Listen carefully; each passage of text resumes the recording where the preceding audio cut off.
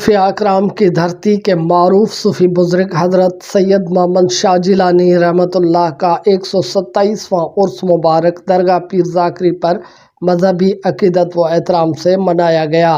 ملک بھر سے درگاہ پیر ذاکری پر مریدین عقیدت مندوں کی بڑی تعداد میں شرکت۔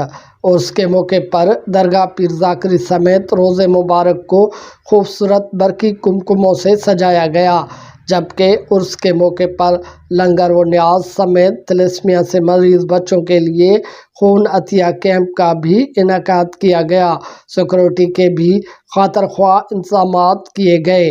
درگاہ پیر ذاکری پر اللہ اللہ کا ذکر و اذکار کے ساتھ مریدین مظاہر پر حاضری کے ساتھ تلیسیمیا سے متاثر بچوں کی بڑی تعداد میں خون عطیہ بھی کیا گیا۔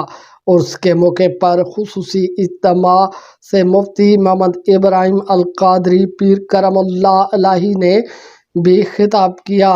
ذکر و اذکار محفل کا صبح صادق کے بعد اختتام کیا گیا۔ درگاہوں سے محبت اور انسانیت پیار کا پیغام لے کر مریدین اولیاء اکرام کے نقش قدم پر چل کر اپنی زندگی کی کامیابی حاصل کر سکتے ہیں۔